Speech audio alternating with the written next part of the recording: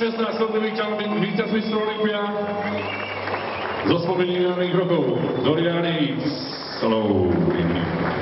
Miška, poď prosím, aby sme to trošku nehapkali, tak ho privítame a hneď sa ho opýtame, zaželáme pekný večer a opýtame sa na to, ako on prišiel v piatok neskoro, alebo večerom popoludní, čo v sobotu alebo v nedeľu, ako strávil ten čas a vôbec, či si mal možnosť nejak prejsť v Košice, čo hovorí na naše baby, tak možno klasická otázka. A čo, ako trávil ten čas, okrem toho, že bol s nami? To vyhlásenie.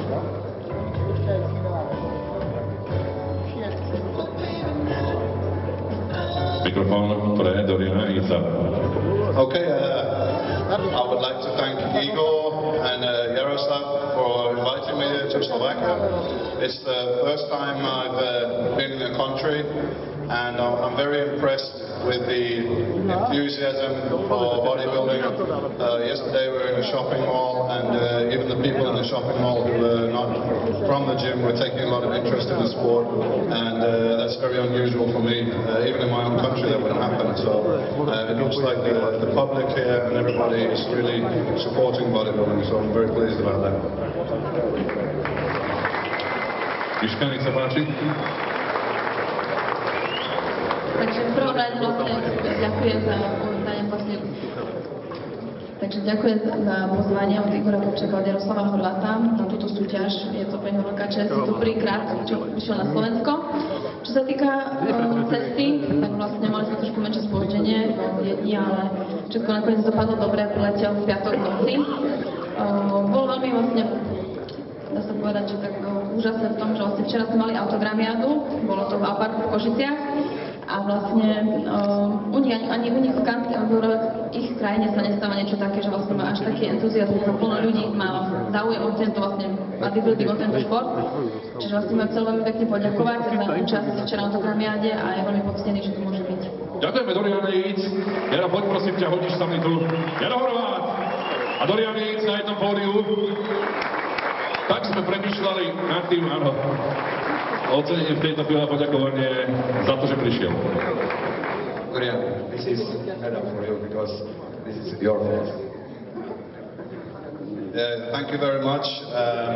I'm going to put this on the wall in my gym at home, Temple Gym. I'm going to sit your picture on the wall there.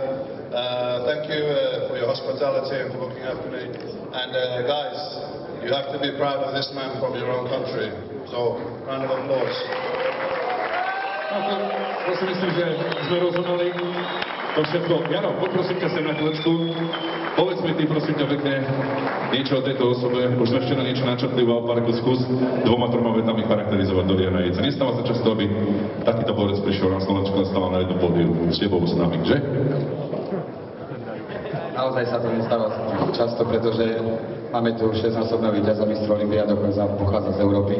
A preto si ho vážim, pretože presadiť sa z Európy práve v profesionálnom bodybuildingu je nesmierne ťažké. Zažil som to na vlastnej koži a 6-krát po sebe prišiel s niečím novým, nastolil nový trend.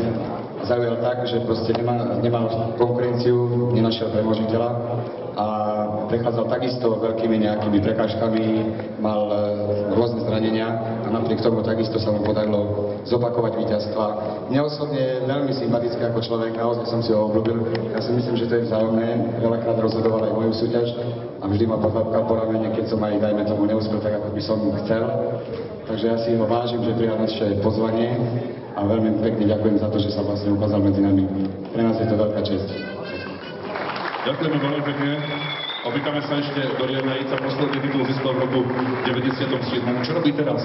Čomu sa venuje? Či má nejakú tú svoju značku a vôbec, či trénuje nejakých tých mladých borcov, či má komu vôbec odvstávať tie vedomosti a vôbec tie krásne úspechy, ktoré získal na Mr. Olympia z rokov 92 až 97. Dorian? Well, bodybuilding is always going to be a part of my life. I always enjoyed going to the gym and training. For me, this is something I'm going to do always until they put the nails in the coffin. And very pleased to be involved. I remember it was some time ago, a little time ago, when I was a young man, watching watching the bodybuilding contest and dreaming about being professional, about being Mr. Olympia. So it could be that there is somebody out in the audience today, a young man, that's going to be the next Mr. Olympia from Europe. So we're going to be looking out for them.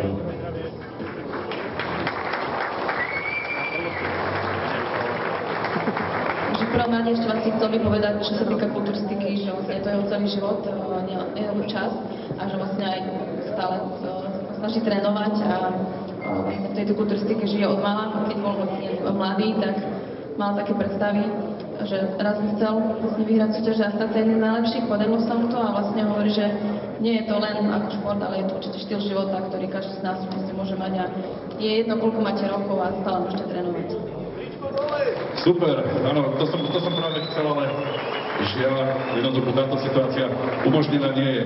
Máme tu v tejto chvíli dve legendy kulturistiky. 6-násobný víťaz Mr. Olympia Dorian Yates, náš Jaroslav Horváth, ktorého netreba zvlášť predstavovať. Chcem sa opýtať, vy, ktorí ste prišli a dnes popoludní sa zabaviť, môžete si trošku oddychnúť, pozrieť na pekných, statných chlapov. Myslíte si vy, ktorí ste tu teraz, že títo dvaja borci, nie ja, Michaela, oni dvaja, zaslúžia si od vás jeden velikánsky standing ovation? Myslíte si, že áno, alebo nie? Áno, tak poďme na nohy.